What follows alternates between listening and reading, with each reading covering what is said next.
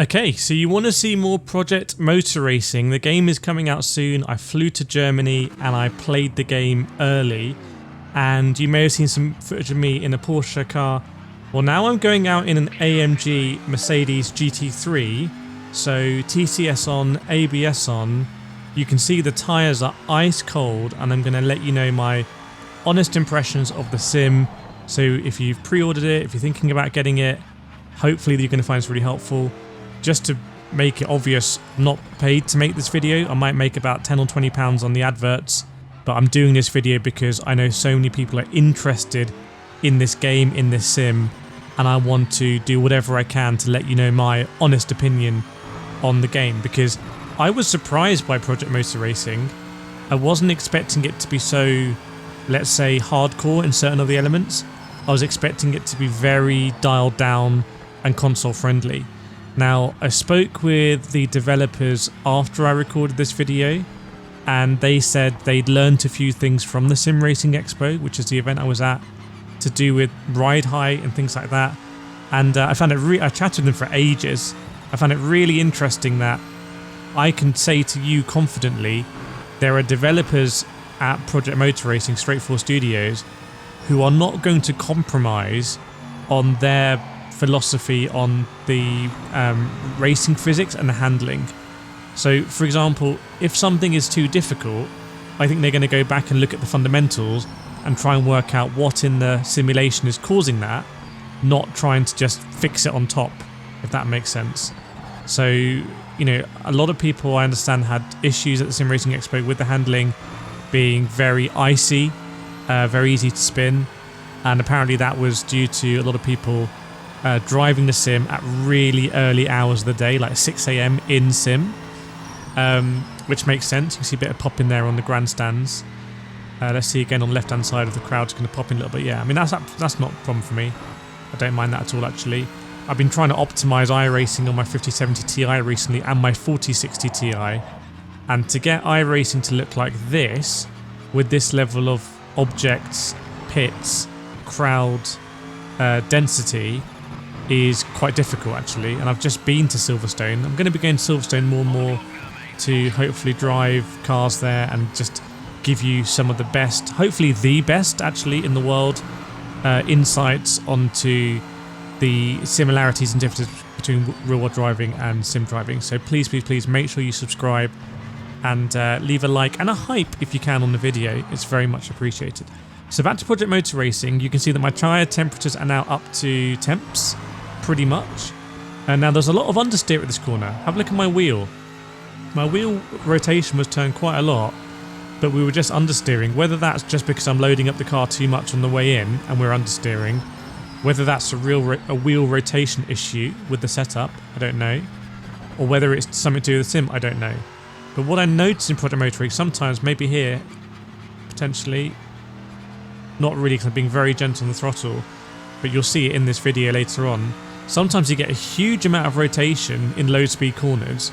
It's like the back end really pushes round, and sometimes you understeer. So going into cops, try and just dab the brakes, hit the apex, and you can see, I mean that's kind of what I'd expect actually. I'd carried in too much speed, or I hadn't set the car up right, and you can see the car was trying to turn in, and then we understeer, had a few bites of the cherry. That's fine for me. Now the right-hander exit here also felt quite understeery. Let's see. Trying to butt off that curb, and again, yeah, just, you know, this is what probably the Mercedes AMG should feel like. And there's, you know, if I drive, I'm not sure it's the latest one, maybe it is actually, in Gran Turismo. It's a pretty recent AMG GT3 in Gran Turismo 7. If I drive that, it doesn't feel massively different to most of the other cars. Right, you see here spinning again, so look at the tyre temperatures going up to 100 degrees on the left-hand side. It doesn't seem to be as extreme here as in the Porsche 911 at the Nürburgring GP, but just keep an eye on those tyre temperatures. And if you're going to be playing Project Motor Racing, I feel like tyre management is going to be absolutely key. They've got a lot of real-world drivers inputting on this game. I've spoken with Johnny Herbert at length about Project Motor Racing when we hung out at Formula E London. Ben Collins also involved. You know, when you've driven in real world, you understand how important the tyres are. Even when I was doing my Mazda racing in Spain, the tyres were really, really, really important. So I can see how that input from real drivers has resulted in a very tyre sensitive model. Let's see if we get good rotation here. Maybe too much rotation. So that's an interesting one. You know, I wouldn't spin like that in iRacing or ACC or any other sim really. But in Project Motor Racing I have, and when I drove the Ferrari 488 GT3 in America, I did have a spin like that at very low speeds, almost exactly that speed, and you know, I was just surprised to spin the car. You know, there wasn't really any downforce at that speed, and I spun it. So again, this could be really realistic. It could be a little bit janky. I just don't know where we are on like the realistic to janky spectrum. Again, try and save this one. The savings seem quite realistic. And, you know, I'm having a lot of trouble. You can hear the tyres score. A lot of trouble here at low speed. Just fundamentally driving the car. So, what I'm going to do is, I'm going to put the camera to third person here.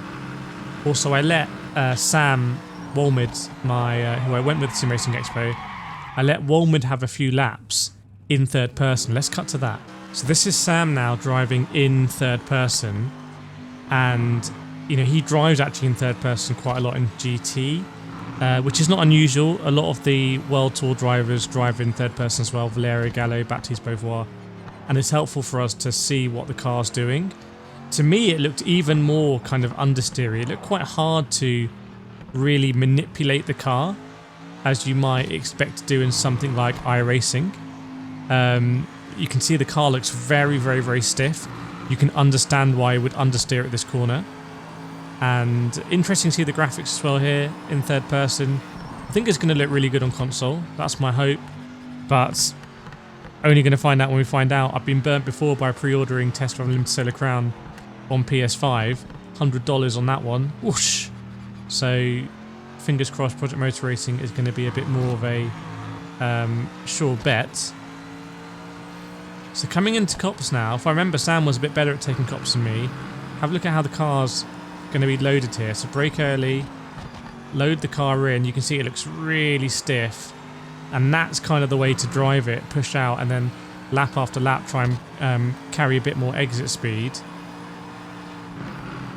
Riding these curbs. For me, the sound's pretty good.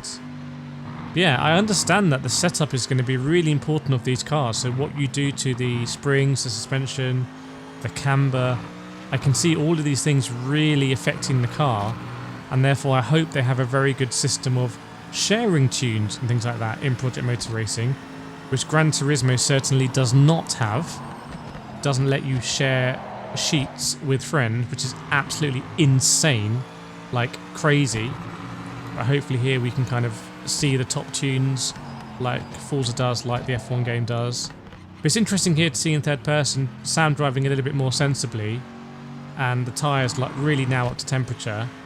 It's starting to look a bit more understeering here again though. We both felt the car was quite understeery, but it's starting to look a little bit more like a sim that you can understand how to drive. Very different to iRacing in terms of, again, the complexity of the world around us.